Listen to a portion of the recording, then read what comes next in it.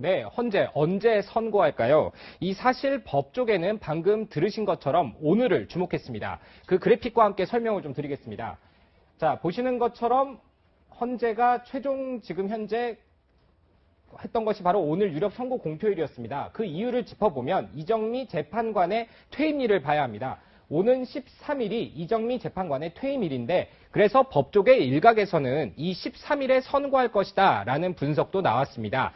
하지만 법조계 대다수는 이 10일을 주목하고 있습니다. 왜냐하면 헌재 재판관의 임기가 끝나는 13일에 선고를 할 경우에 만일 탄핵을 인용할 경우 정당하게, 즉 충분히 심리를 해서 결정을 내렸느냐라는 정당성과 명분이 공격을 받을 수 있습니다.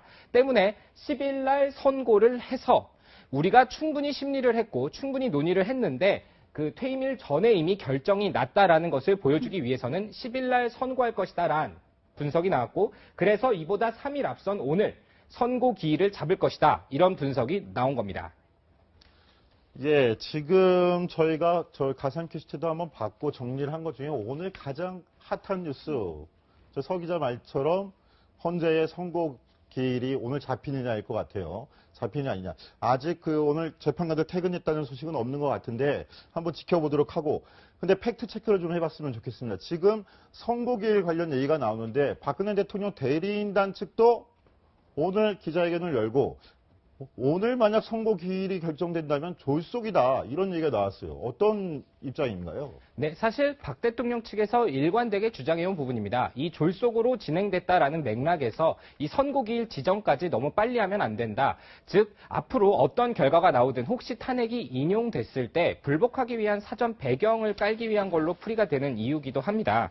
또 실제로 이런 케이스를 과거 노무현 전 대통령과 비교를 해보면 박 대통령 측의 일방적인 주장이다라고 풀이가 좀 가능한 측면이 나오는데 실제로 2004년 5월 14일 노 전 대통령의 탄핵 결과를 내놨을 때 헌재는 당시 3일 전에 선고 기일을 밝혔었습니다. 때문에 3일 전에 헌재가 내놓는 것 자체가 졸속이다라고 보기는 힘들 것 같습니다. 자, 우리가 이렇게 계속 좀 팩트 체크를 해봐야 될 것 같은데 변호인단의 얘기랑 달리 졸속은 아니다. 노무현 대통령 때랑 비교해보면 그렇다라는 건데 자, 근데 어제부터 오전에 열리던 재판관 평의가 오후에 열리고 있어요. 오늘도 오후 3시부터 평의가 열렸는데 이것도 특검의 수사 결과가 나온 다음부터 좀 달라진 게 아니냐 이런 얘기가 나오고 있거든요. 예, 어제부터 좀 시간이 바뀌었습니다. 원래는 오전 10시에 시작하던 것을 어제부터 오후 3시에 시작하고 있습니다. 왜냐? 헌재가 설명하기에는 점심시간이 12시이기 때문에 10시부터 하면 너무 시간이 짧다 이렇게 얘기를 하고 있는데요. 평이라는 것은 어떤 쟁점 사안이 있을 때 그 재판관들이 난상 토론을 벌이는 겁니다. 이 때문에 재판관들이 난상 토론을 벌인다? 쟁점이 많은 것 아니냐 이런 여론이 있는데요.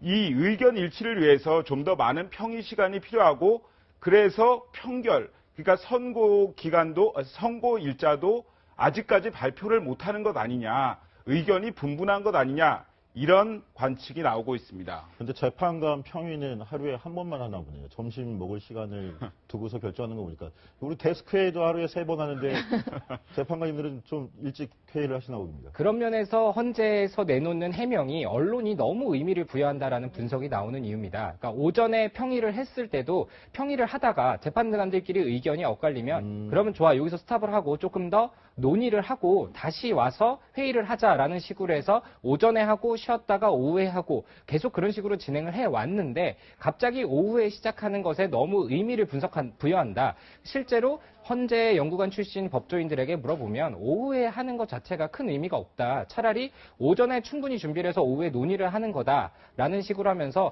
언론이 결과일이 다가오기 때문에 너무 좀 많이 확대 해석하는 면도 있는 것 같다. 이렇게 우려했습니다. 아, 그렇군요. 거기에 큰 의미는 두지 말아라. 자, 일단 그럼 거기까지 팩트체크로 한 번 더 물어보면 과거 노무현 대통령 탄핵 심판 같은 경우에는 생중계를 했었지 않습니까? 근데 이번에도 생중계를 하는 거는 뭐 큰 비교 대상은 안 되는 건가요? 네, 이번에 헌재가 생중계를 결정을 했습니다. 이번이 4번째입니다. 그동안 헌재는 굉장히 중요한 사건의 선고를 할 때만 결정을 해왔는데 이 통진당 해산 결정 기억하실 텐데요. 그리고 행정수도 이전과 그다음에 이건 조금 기억 못하실 겁니다. BBK 특검 권한쟁의 심판 이렇게 총 4번을 공개를 했었습니다. 네 번 동안 다 공개 변론으로 그 생중계를 했다는 얘기군요. 네, 선고를 이제 공개를 한 건 4번뿐인데 아마 이번에도 아마 테레비와 그러니까 TV와 인터넷을 통해서 공개될 것으로 보입니다. 그래서 저희가 노무현 전 대통령의 탄핵 심판 때와 박근혜 대통령 때를 비교를 한번 해봤습니다. 그때와 지금의 사건의 어떤 탄핵 심판이라는 건 똑같지만 다소 다릅니다. 소추 사유가 일단 당시 노무현 전 대통령은 3개에 불과했지만 박근혜 대통령은 13개에 달합니다. 물론 헌재가 이를 5개로 재조정을 했지만요. 그리고 공개 변론은 7차례, 17차례 각각 진행이 달랐고요. 다만 헌재가 이 사건을 접수하고 선고하는 데까지 걸린 시간은 비슷합니다.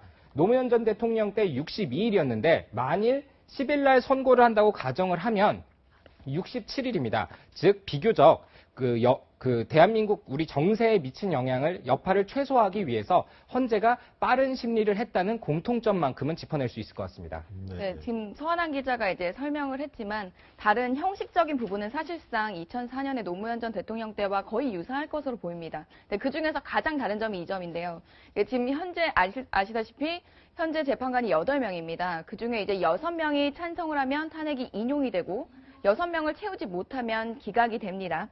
이제 그런 상황에서 누가 어떤 의견을 냈는지 또 누가 어떤 소수 의견을 냈는지가 2004년에는 공개되지 않았었습니다. 2004년에는 공개되지 않았었죠. 그렇죠. 예. 그때 당시에 그때도 탄핵 심판을 두고 찬반 양론이 격렬했기 때문에 이제 그 재판관들에게 누가 소수 의견을 냈느냐라고 물었을 때 우리 죽을 때까지 얘기 안 하기로 했다. 이런 얘기도 있었을 정도로 그 얘기가 공개되지 않았는데 근데 그 이후에 법이 바뀝니다. 한 차례. 그 소수 의견을 의무화해야 되는 거예요. 누가 소수 의견을 냈는지 누가 반대 의견을 냈는지를 공개해야 돼서 이번에 사실 그 부분이 가장 쟁점이 될 수도 있을 것 같습니다. 지금 그 구속영장을 기각하거나 그런 판사들의 신상털기가 오히려 지금 횡행을 하고 있는데 그런 상황에서 지금 헌재 판관이 어떤 소수 의견을 냈는지가 공개됐을 때 향후에 이제 찬반 양론이 격해지고 탄핵 심판 후폭풍이 올 때 그런 헌재 재판관들에게 좀 위협이 될 수도 있는 것 아니냐라는 얘기가 있고요. 그래서 지금 헌재 재판관들이 평일을 계속 열면서 치열하게 격론을 벌이는 게 이런 소수 의견이 나오면 나중에 마녀 사냥의 대상이 될 수도 있고 그래서 최대한 8명이 합의를 하는 모양새를 내는 게 좋지 않겠느냐 그런 문제도 나옵니다. 한 목소리를 내자. 근데 이거 정말로 자기의 본인의 이름으로 그 헌재 선고 결과를 내놓는다는 것도 정말 부담이겠네요. 이런 측면에서 오늘 박근혜 대통령 변호인단의 한 명인 김평우 변호사가 기자회견을 했는데 특검과 검찰을 또 비판하는 기자회견을 열었죠. 그렇죠. 한번 들어보실까요? 태생적인 위헌성은 그 후 박영수 특검이 수사를 결국 90일간 온 국민을 공포에 떨게 만드는 전대미문의 검찰 공포 시대를 이 땅에 연출하였습니다. 9.1 역사는 이 90일간을 검찰 공포 시대로 영원히 기록할 것입니다. 새 기자, 네. 지금 김평우 변호사가 90일간의 검찰 공포 시대라고 했는데 검찰 공포 시대 맞습니까? 전대미문의 공포 검찰이라고 했습니다. 근데 사실 김평우 변호사 판사 출신에서 검찰을 욕하는지 모르겠는데 사실 이런 막말을 한 것이 요번만이 아니었습니다. 헌재가 공정심을 잃으면 내란이 일어날 것이라고도 했고요.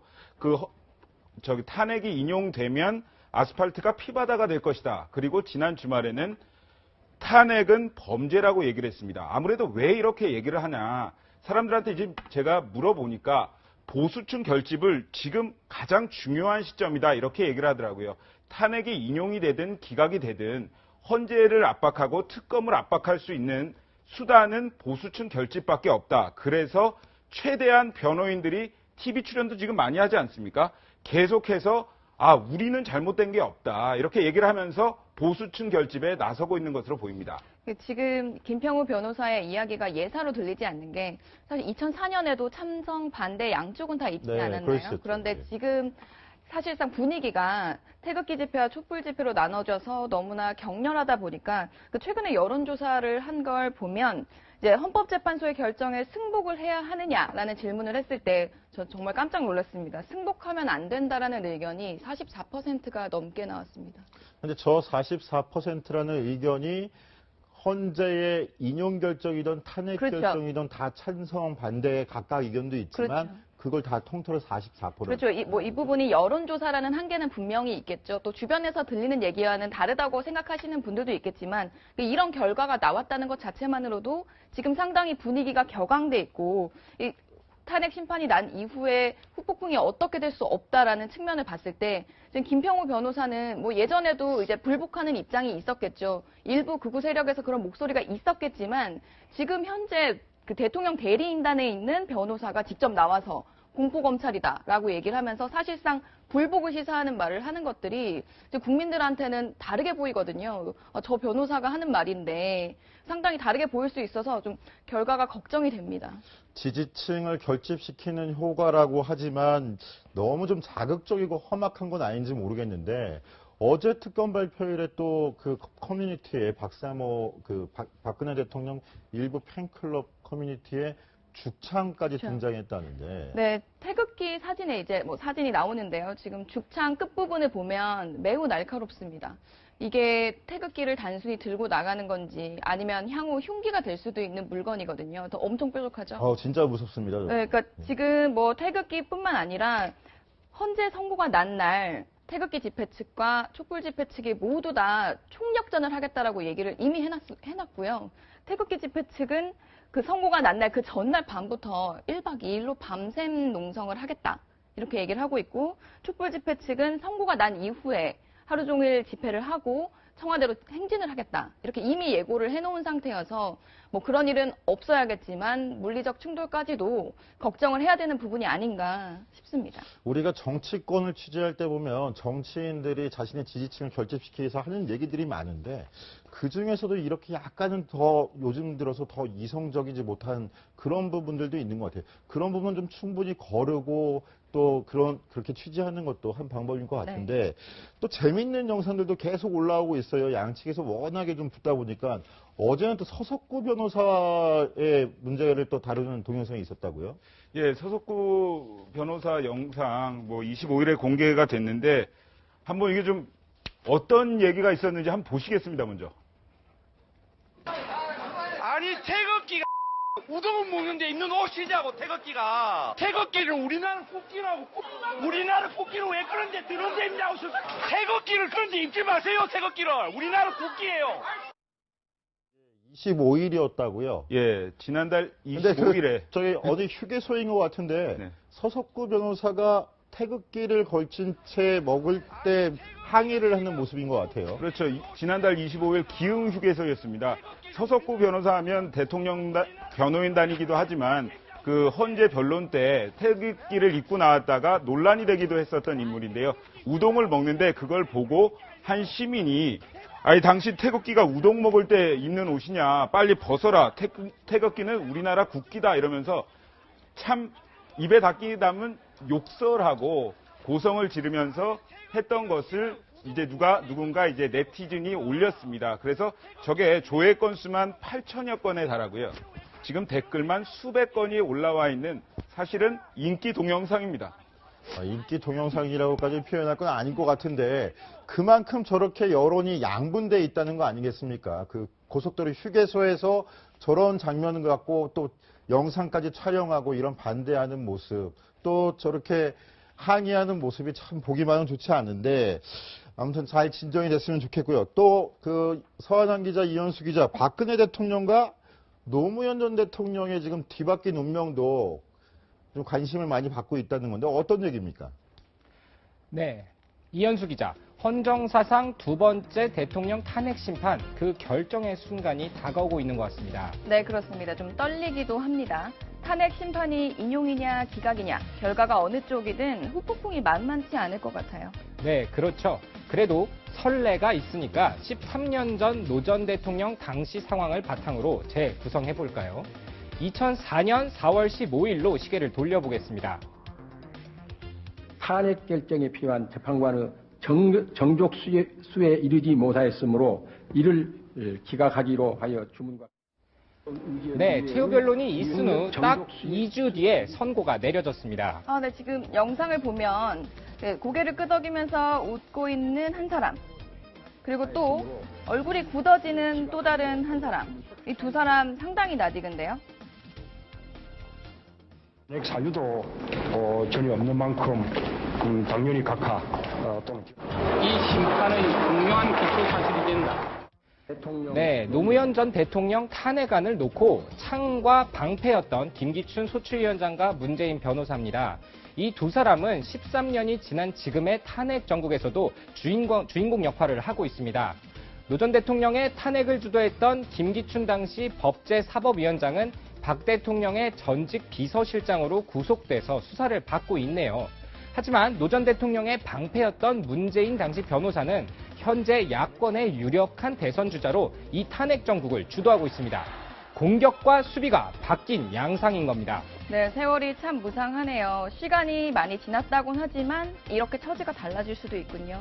네, 박근혜 대통령도 13년 전에는 이 탄핵 주도 세력이었지 않습니까? 네, 그렇죠. 당시 한나라당 대표였으니까요. 특히 노 전 대통령의 탄핵안이 국회에서 가결될 때 당시에 본회의장에 있었었죠.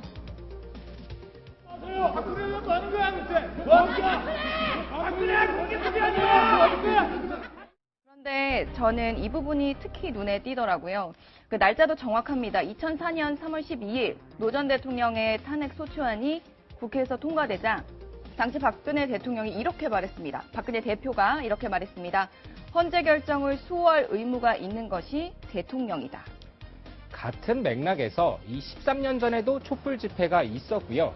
탄핵 심판을 놓고 찬성과 반대 입장, 그때도 지금과 마찬가지로 있었습니다. 하지만 당시에는 일부 극우 세력을 제외하고는 탄핵 심판에 승복하는 모습을 보였습니다.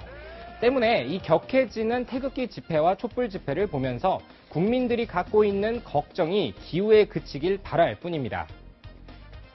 네, 이현수 기자, 서한양 기자 그 브리핑 잘 봤는데, 톡톡뉴스 잘 봤는데, 저도 13년 전 바로 저 헌법재판소 대심판정안에 있었거든요. 참 감회가 지금 그때 장면을 보니까 다시 새로운데, 박근혜 대통령도 지금 이 저 장면을 보고 있으면 감회가 좀 새로울 것 같습니다. 저기도 어떻게 생각하세요? 네, 13년 만에 뒤바뀐 운명이고요. 그 13년 전에 저는 사실 그 언론사 준비하고 있었는데 저 뉴스를 보면서 참 대한민국에 대해서 무슨 생각을 많이 했었습니다. 근데 당시에 박근혜 대통령 어떤 결과가 나와도 승복을 해야 한다면서 노무현 전 대통령 측을 압박을 했었거든요.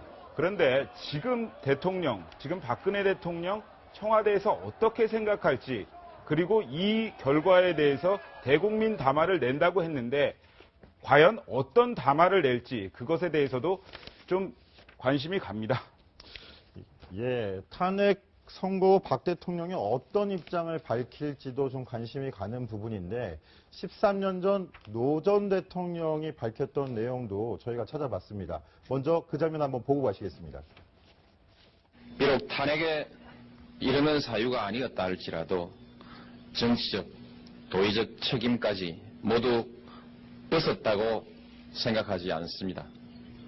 특히 그 중에서도 대선 자금과 제 주변 사람들이 저지른 과오는 분명한 저의 허물입니다. 이 자리에서 다시 한번 국민 여러분께 심심한 사죄의 말씀을 올립니다. 예, 탄핵 심판 선고를 기다리는 박 대통령도 탄핵이 인용되던 기각되던 간에 어떤 입장이든지 내놔야 될 텐데 그걸 많이 고민할 것 같습니다. 서한한 기자, 이현수 기자 어떻게 보십니까? 네, 뭐 대통령이 이제 그 당일에 탄핵 심판 선고가 나면 당연히 대국민 메시지를 내놓을 겁니다. 뭐 노무현 전 대통령과 마찬가지로 생중계로 대국민 담화를 내놓을 텐데요. 이제 뭐 지금 너무나 분열되어 있기 때문에 통합 메시지를 내놓을 거란 관측이 가장 높고요. 그리고 기각이 될 경우에는 박 대통령이 뭐 별다른 절차 없이 바로 업무에 복귀를 하게 됩니다. 지금 상황이 외교 안보적으로 가장 위중한 상황이라 아마 그 부분에 대한 박 대통령의 언급, 행보가 가장 먼저 있을 것으로 예상이 되고, 만약에 인용이 될 경우에는 사실 지금 현재는 전례가 없습니다. 인용이 된 전례가 없기 때문에 대통령이 자연인의 신분으로 돌아가는 것은 맞는데 이제 그 기술적으로 박 대통령이 청와대에서 나오는 부분, 그러니까 그런 세세한 부분에 대해서는 정해진 것이 없어서 아마 그 부분에 대해서도 이슈마다 다 논란이 될 수도 있습니다. 네. 제가 자, 봤을 때 예. 기각이 됐을 때 입장은 아마 노무현 전 대통령과 똑같을 겁니다. 헌재 이 결과를 받아들이겠다, 수용하겠다고 하면서 복귀를 할 텐데 반대로 이제 탄핵이 인용됐을 경우에 앞에 이현수 기자가 예상한 대로 가겠지만 저는 그 탄핵이 몇 대 몇으로 인용돼야 되느냐에 주목하고 싶습니다. 어떤 몇 명이나 반대를 했는지 또 그 반대의 논리의 근거가 박 대통령 측 입장에서는 어떤 불복이나 그런 걸 주장하는 근거가 될 것이기 때문에 7대 1이냐 6대 2냐 혹은 8대 0이냐에 따라서 박 대통령이 내놓을 수 있는 입장의 결이 달라질 것 같습니다. 아니 근데 서한영 기자 지금 얘기는 인용을 전제로만 말씀하셨어요. 지금 기각도 될 수 있는 상황이고 자유한국당의 대다수의 의원들은 지금 각하돼야 된다고 얘기를 하고 있으니까 그 부분은 너무 편중되지 않게끔 그 기자가 절대 편향돼서는 안 됩니다. 그분은 명확하게 해서 입장을 정리해서 취재를 해주시기 바라겠고 근데 지금 서한영 기자 얘기대로 일부에서는 또 탄핵이 돼야 된다라는 여론조사들이 워낙 많다 보니까 탄핵이 됐을 경우 박근혜 대통령에 대한 사법 처리를 어떻게 해야 되느냐라고 여론조사가 나왔는데 구속 수사를 해야 된다는 여론이 80% 이상이 나왔다라는 내용이 있어요. 정말 그것도 물론 가정이지만 가능한 얘기일까요? 이런 의견 때문에 제가 아무래도 탄핵을 조금 더 무게를 두고 취재를 하고 있는 것 같은데요. 이 78%가 구속수사를 해야 된다라고 주장을 했습니다. 하지만 이 부분에 대해서 당장 검찰이 수사에 들어갈 수 있을 것이냐에 대해서는 의견이 법조계 내에서도 분분합니다. 왜냐하면 검찰은 대선에 영향을 미치는 것을 굉장히 부담스러워합니다. 근데 3월 10일 혹은 13일 탄핵이 인용이 되고 대선이 5월 10일 전후에 진행된다 했을 때 이 2달여 기간 동안 만에 하나 검찰이 박 대통령을 구속하는 그런 상황이 진행될 경우에 보수 세력이 뭉칠 수밖에 없습니다. 때문에 이 부분이 검찰 입장에서도 부담스럽긴 마찬가지겠죠. 때문에 검찰이 탄핵이 인용되더라도 당장 박 대통령에 대해서 강도 높고 신속하게 수사를 할 것이다. 이 부분에 대해서는 회의적인 시각이 나오는 상황입니다. 네, 그렇군요. 네, 우리 서한영 기자, 우리 막내 기자가 열심히 취재하고 있는데 너무 통통 튀지 않게끔 두 선배들도 잘 지도해 주셔야 돼요, 지금. 자, 이 시각 두 번째 데스킹입니다. 오늘 정치권에서 두 노장의 움직임을 주목해 봐야 할 것 같은데요. 특히나 현장의 기자가 궁금해하는 사람은 바로 이분이었습니다.